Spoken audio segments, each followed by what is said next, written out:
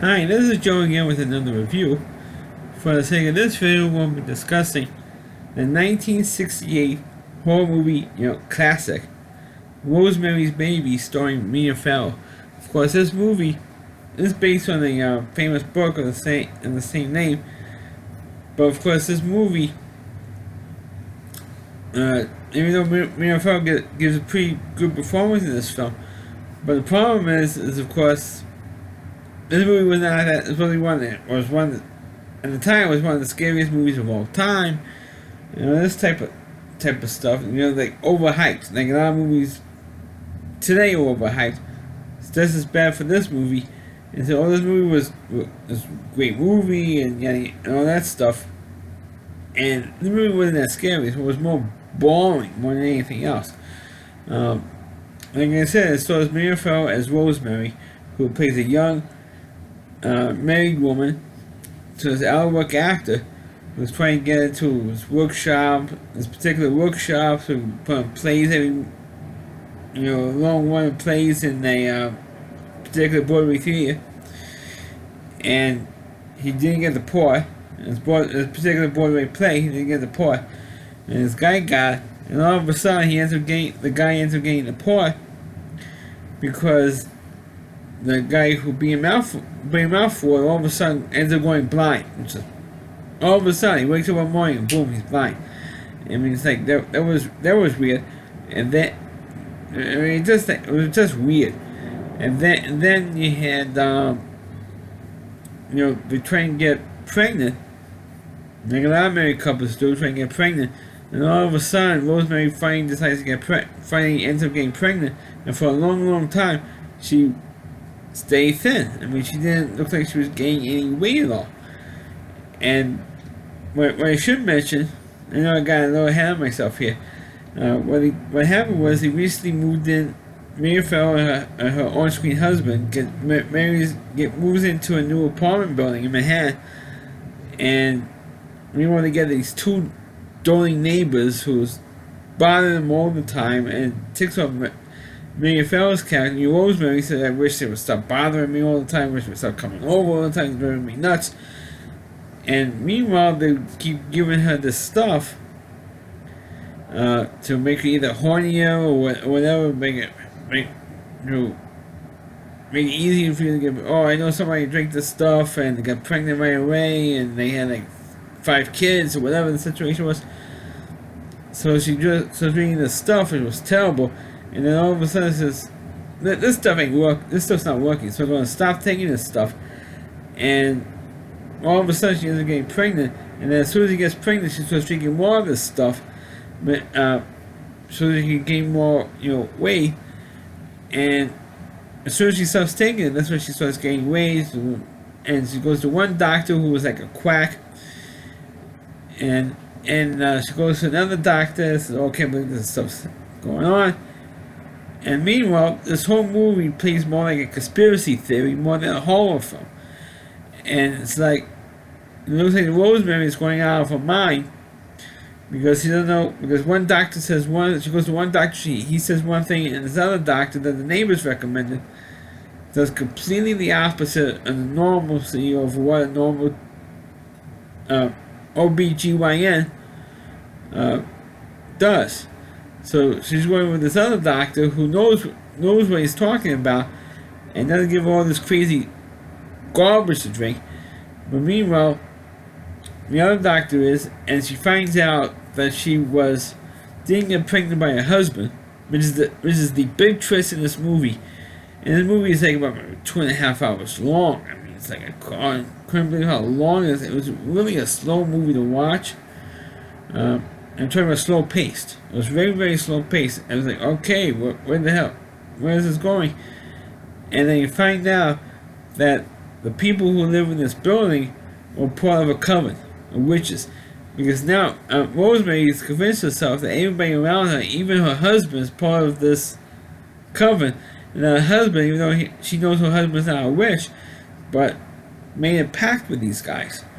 And of course, that's when eventually she finds out that her husband did make a pact with these guys so that he could get that part. So you have something bad, because she believed that her husband Rosemary's husband makes a pact with this coven to put a hex or a curse on this particular actor, so he will something bad happen to him, and he would take over the part, which does happen in the movie.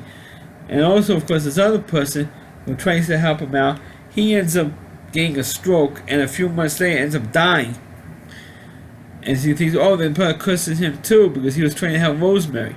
So it's like I said, it plays more like a conspiracy thriller than a horror movie. Because Rosemary's Baby is supposed to be like a horror movie, and I'm like, where's the horror here? And then of course you find out at the very end of the movie, like maybe the last 15-20 minutes of the movie, you find out that there was like this scene, was like a dream sequence where Rosemary believed that she got raped by somebody in this coven, and that's how she ends up getting pregnant, not by her husband, but by this person who raped her. And she found out, said yes, that she did have sex with someone who was not her husband. And the person happens to be, major spoiler for those who didn't see this movie, happens to be the devil. I am not kidding. And he didn't actually, because this movie came out in 1968. More of that stuff is like implied. A rape scene or a murder scene is more implied. Except the only time when it wasn't implied was like in Psycho. The Alfred Hitchcock's Psycho, when it's not implied, because you do see murders happening. But in Rosemary's, but that was a rare exception. Most movies, even going back to like the 20s, the 30s, the early days of cinema and the sound pictures in the 20s and 30s, you didn't really see the murders. It's more implied. You hear it happening. When you see somebody come from behind about to, or you see the gunshot going, or you see the guns going off, like in maybe Casablanca, you do see Harvey Walker shoot somebody. But most of the time, it's more implied. Especially because naturally people were not used to seeing that kind of horror, and so you didn't actually see Rosemary getting attacked. She eventually does get attacked, and it was kind of shocking. Shocking to see that like what was happening here. And you do see some nudity in this movie, me and Fowler, some other people, but anyway. I'm getting on a tangent here, but long story short, this coven is for Satan. They're all like Satan worshippers. This little cult. It wasn't really a cult, witches, but it's a cult. But it's a satanic cult who believes in the devil, and who worship the devil, and all this stuff is to help the baby make the transition to being a devil baby, and you never actually saw what the baby does look like, because it was implied that Rosemary, lost the baby. But what they did was the two doctors who were involved, the quack, plus the other, legit doctor that Rosemary goes to, both were in cahoots with each other and with this satanic cult, and they took the baby from Rosemary, and they just told her that the baby died. She couldn't believe that the baby had died. And she finds out in another hidden room in this apartment building, found out that she got raped by had sex with the devil, and was actually the devil's spawn. It was like, really? And this movie's supposed to be scary? It's not scary, it's stupid. And that's how I felt when I was watching this. And this was a stupid, even though it was like people call it like I know people with coronavirus. Look, people, I'm touching my face, people. I know, don't just have a nervous habit. But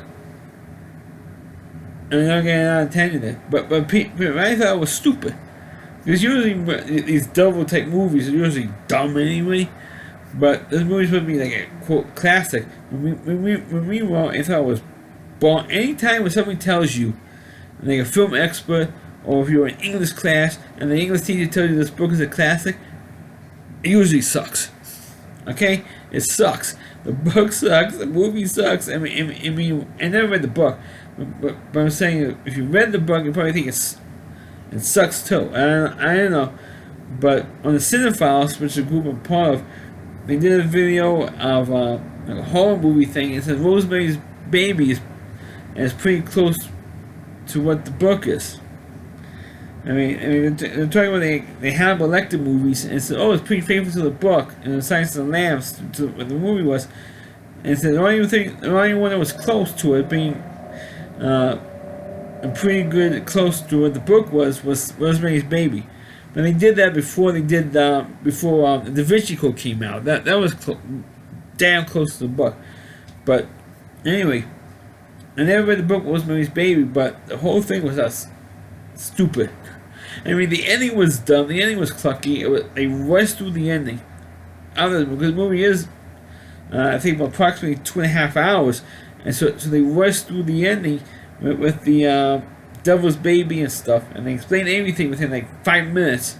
At least it felt that way. It explained everything within like 5 to 10 minutes of the movie, and this movie runs like 2.5 hours long. I mean, they could have done that a hell of a lot easier, and maybe cut the movie down to about maybe 20 minutes, like maybe 15-20 minutes. Cut down on, and I would probably would have liked it a lot better. They just didn't drag this movie out the way they did. But that's thought that the ending was. They rushed through the ending, and I thought that Rosemary's Baby was like too long. I thought it was too boring and way too long. And if they cut, and like I just said, if they cut it down to like 20 minutes shorter, it would have been better. So that's my review of the movie Rosemary's Baby. Please click on the video, please rate it, please subscribe to my channel, and please forward this video on your Facebook pages. You can check out all my reviews and on my YouTube channel at RowdyC.com, that's on WDY, and at C.com, there's a homepage to another reviewer. Chris Lee Moore, please check out all of his videos on his website. Thanks for watching, and catch you next time.